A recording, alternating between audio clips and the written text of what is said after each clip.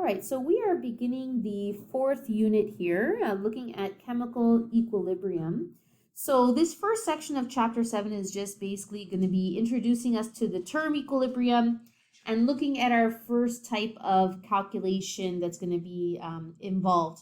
I will say that the calculations tend to build on themselves here. So the information you learn in today's lesson will carry forward into the next lessons coming up in this unit. So it's important to make sure you have a good grasp on it at the start. So when you have a chemical reaction, we've already looked at this in the last unit, but some chemical reactions involve more than one step, right? So we may have A plus B making C, maybe C making D, right? So you can have a reaction mechanism that is in place that involves more than one step, and we know this from Hess's law and looking at other various mechanisms. But something we have not yet discussed is that when you have a reaction, so let's say we did have A plus B producing D, not only do you have the reactants becoming products, but actually over a certain amount of time, some of that product will actually be able to revert back into reactants. So this is what we call a reversible reaction. So the reactants become products, but the products can also revert back into the reactants. Now, will this happen with every single reaction, with every single scenario? No. We're going to talk about how do you not know that that's going to happen, but you should know that it is a possibility. So not only do you have the forward reaction, so now whenever we refer to a forward reaction, we're talking about the reaction that's going from reactant to product, right? From left to right. When we discuss the reverse reaction, we are talking about the going from right to left. So our product reverting back into reactant. So if you ever hear me talk about forward and reverse, that's what we're referring to. Okay, so let's delve into this a little bit more in detail. So first of all, that process of forward and reverse reactions happening at the same time is known as equilibrium. Now, not all systems can undergo equilibrium. First of all, one of the requirements is that it must be in a closed system. So just to review that, closed system means that you have energy that's able to transfer from system to surroundings, but you do not have any matter exchange. The reason why this is going to start to become important here is because let's say you have A plus B, and let me make C. Okay, so let's say we have a simple reaction here. Let's say that C was a gas product. So aqueous, sure. And I have a gas product. Okay, well, you can imagine if you have a gas product that's in a test tube and it's open, the gas is simply just going to float away, right? It's going to, let's say you had gas bubbles, the bubbles will just leave the test tube. You have to have the products staying put. If the products are not there, if they floated away, they're not going to be reverting back to the reactants. They have to still remain in the system area where the reaction is going on. Okay, so you must have a closed system. Now, I will say that this is really important when it comes to gaseous substances. If you have a reaction where there is no gas involved, all right, so let's say I have an entirely aqueous reaction. If I have this in a beaker and my reaction is all happening inside of my water, it doesn't really matter if my beaker is open or not. Like, I'm not worried that one of these three things is going to float away on me, right? But if I had a gas somewhere in this reaction, I would have to make sure that this is a closed, sealed container because I don't want the gas to leave, right? We need the system to remain intact. So a lot of the time that's, can be confusing. Students believe, well, you have to have a closed system. Well, there are some situations where you can reach equilibrium and it not necessarily be closed. However, as a general rule of thumb, yes, of course, we want it to remain closed. So, does equilibrium happen right away? Does the forward and reverse reaction happen? Well, no. It actually takes a certain amount of time in order for equilibrium to happen. And that should make sense. At the beginning of your reaction, right? At the beginning of the reaction, you haven't made any product yet, right? You start off with a certain amount, and we start off with basically no product. After a certain amount of time, when we make product, you start to have a certain amount of product there that can actually begin to do the reverse reaction. So equilibrium does not happen straight away. It tends to take time in order for it to be reached. So how do we know if something is in equilibrium? Okay, well, it has to do with the rate of reactions. So that's why it's important to learn about rates before we get into equilibrium. So the rate, technically the definition of equilibrium means that the rate of the forward reaction is equal to the rate of the reverse reaction. So meaning A and B is being converted to C just as quickly as C is being converted back into A and B. The rate of the forward is equal to the rate of the reverse. And we'll look at this a little bit in more detail.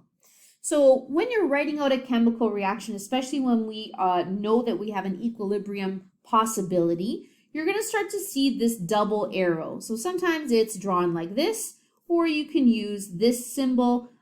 Either one is fine. It's just to indicate that you have both the forward and reverse reaction. Okay, so here we have an example just to show you what I mean about the rates here. So at chemical equilibrium, the forward reaction and the reverse reaction occur at the same rate. So meaning they are happening, the forward is happening just as quickly as the reverse. So what ends up happening is, let's say we were to graph this out. So this goes back to your rate graphs that you saw in the last unit. So here we have H2 and N2 are reactants. Right, so our red and blue lines are reactants, and then this darker blue line is a product. Okay, so it's our product of NH3. Now, actually, without even being told that, even without this reaction here, by looking at the graph, you should be able to understand this. If you recall, the rate of a reaction is always a downward slope or downward trend. And of course, you start off with a certain amount, a certain concentration. So our blue and red line, we have a certain amount, and you can see that it's being used up, right? So it's decreasing in concentration. The product always starts with 0 concentration because you haven't made any yet.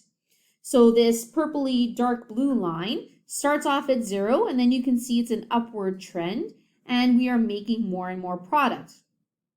But what ends up happening, as long as if you have a closed system, which we do have here, you have the concentrations that look like they are unchanged. Right? So it looks like nothing is happening anymore. So it decreased, decreased, decreased, and it looks like, oh, nothing is changing. Increase, increase, increase, and then nothing is changing. So actually, it has not stopped reacting. This is still reacting. The only thing is that the red and blue are becoming this blue, darker blue color, and the darker blue is becoming red and blue at the same time, at the same speed. So it looks like there's no more NH3 being produced, but there still is some being produced. It's just that some is being produced and some is being used up to make the reactants again. So you have the forward and reverse happening at exactly the same time, the same rate. So how you know you've actually begun equilibrium is the fact that it looks like it is not changing anymore. It appears to be unchanged. So at the molecular level, though, there is still changes that are happening. So that's why sometimes equilibrium can be referred to as dynamic equilibrium. So meaning even though equilibrium has been reached, it does not mean that the reaction has stopped. It just looks that way. So if I have A and B making C, I'm making C just as quickly as C is being used to make A and B. These are happening at the same rate. So it looks like the reaction has stopped, but you are still making C and using C. You are using A and B to make C, and you are creating A and B in the reverse reaction.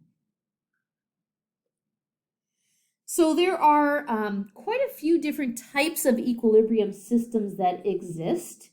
Okay, so in this course, there's really 3 that we're going to go through in this chapter, and then we have a few more that we're going to do once we get into our acid-base equilibrium in chapter 8.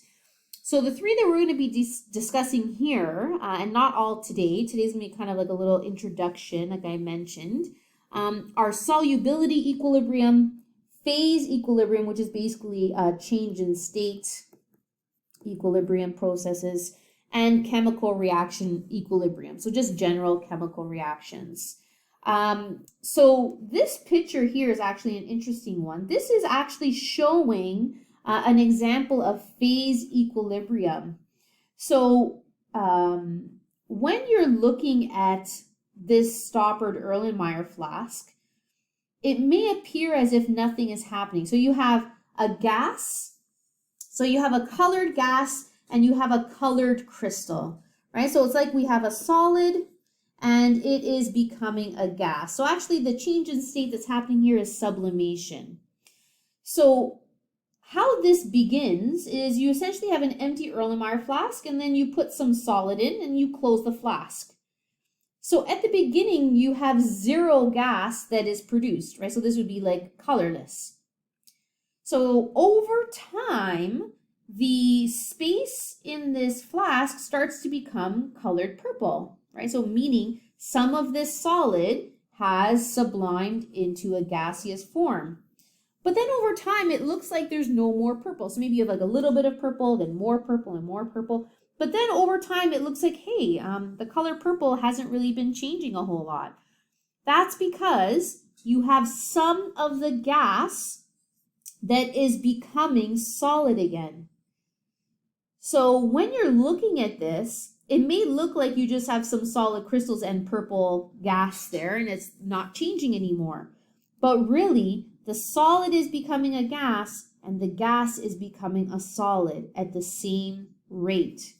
And that's, I'm going to say that probably a million more times in the course of this lesson. The rate is really what is happening here to cause equilibrium. So you have the forward and reverse happening at the same time, same speed. Now, if this flask was left open, this equilibrium would never occur. Because what would happen is you would have the solid becoming a gas, the gas would just leave. And more solid would become gas and it would just leave. Until eventually over time, there would be no solid left because all of it has sublimed.